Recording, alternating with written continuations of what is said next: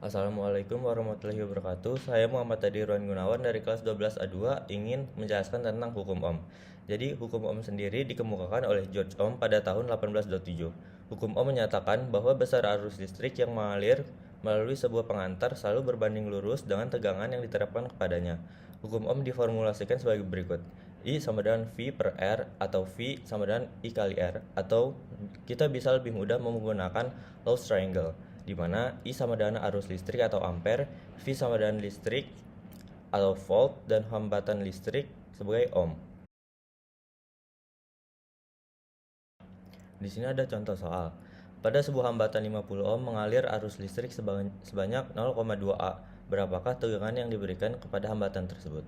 Pertama, kita temukan diketahui I sama dengan 0,2 A, R sama dengan 50 ohm. Yang ditanya adalah V. Dijawab V sama dengan I dikali R, sama dengan 0,2 dikali 50 sama dengan 10 volt. Assalamualaikum warahmatullahi wabarakatuh.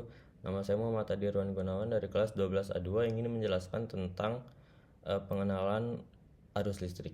Jadi, arus listrik sendiri adalah pergerakan partikel bermuatan elektron yang mengalir melalui suatu rangkaian tertutup dari potensial tinggi ke potensial rendah secara konvensional, atau sebaliknya untuk elektron atau potensial rendah ke potensial tinggi. Syaratnya mengalir adalah rangkaian harus tertutup dan harus ada beda potensial atau tegangan antara dua titik. Diukur dalam ampere atau A dan dirumuskan sebagai I sama dengan Q per T atau I sama dengan N dikali E per T, di mana I adalah kuat arus, Q adalah muatan, T adalah waktu, N jumlah elektron, dan E muatan satu elektron. Di sini ada dua jenis arus listrik. Yang pertama, arus listrik searah. Aliran muatan listrik yang searah dan besarnya tetap atau konstan dari waktu ke waktu. Bisa dari baterai, sel surya, atau akumulator atau aki. Jadi contohnya sebagai perangkat elektronik portable atau ponsel dan laptop, senter, dan mobil listrik. Yang kedua ada arus listrik bolak-balik. Aliran muatan listrik yang searah dan besarnya berubah-ubah secara periodik atau bolak-balik. Bisa dari generator di pembangkit listrik atau PLN. Contohnya listrik rumah tangga, industri, sistem transmisi jarak jauh, atau karena mudah diubah tegangannya. Di sini ada soal. Pertama, berapa kuat arus yang mengalir jika A muatan 550 coulomb mengalir selama 5 menit dan B muatan 50 mikrocoulomb mengalir selama 25 second atau detik. Pertama, A diketahui Q-nya 550 coulomb dan T-nya sama dengan 5 menit atau 5 dikali 60 sama dengan 300 second.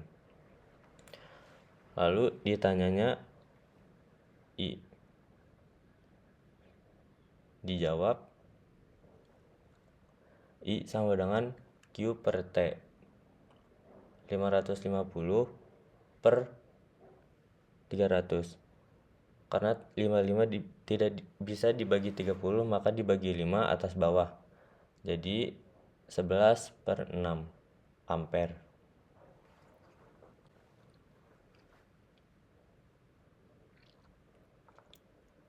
Lalu masuk ke B, diketahui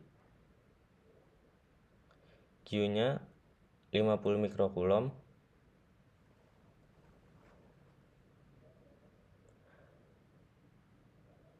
sama dengan 50 dikali 10 min 6. Lalu T-nya ada 25 second. Ditanya I sama dengan, dijawab Q per T 50 dikali 10 min 6 dibagi 25. Jadi 2 dikali 10 min 6 ampere. Di sini saya akan menjelaskan tentang hukum Kirchhoff 1. Jadi hukum Kirchhoff 1 berbunyi jumlah kuat arus listrik yang masuk ke suatu titik cabang akan sama dengan jumlah kuat arus listrik yang meninggalkan titik tersebut. Jadi contohnya Hukum Kirchhoff 1 ini digunakan untuk menganalisis rangkaian listrik kompleks dengan banyak percabangan, membantu menentukan nilai arus yang tidak diketahui pada titik simpul. Jadi analoginya hukum Kirchhoff 1 ini mirip seperti pipa air. Air yang masuk ke persimpangan harus sama dengan air yang keluar dari persimpangan tersebut. Hukum Kirchhoff ini juga dirumuskan sebagai sigma I masuk sama dengan sigma I keluar. Lalu ada contohnya, jika ada arus listrik I1 dan I2 masuk ke sebuah titik dan I3, I4, I5 keluar, maka persamaannya akan menjadi I1 plus I2 sama dengan I3 plus I4 plus I5.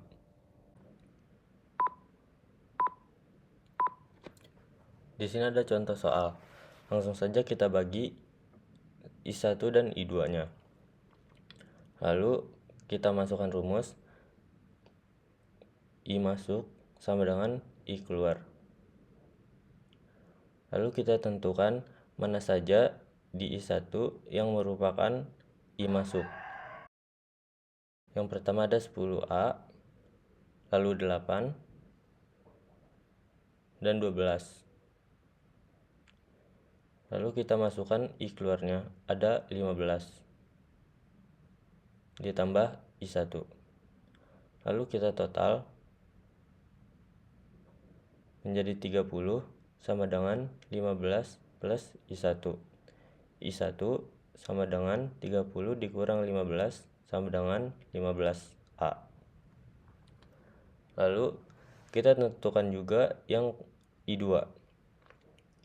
Rumusnya sama, I masuk sama dengan I keluar. Karena I1-nya sudah ditentukan, langsung saja I1 ditambah 5A sama dengan 7A plus 12 atau I2. Karena I1-nya udah ada, jadi 15 ditambah 5, 7 ditambah I2. 20 sama dengan 7 ditambah I2. I2 sama dengan 20 dikurang 7 sama dengan 13.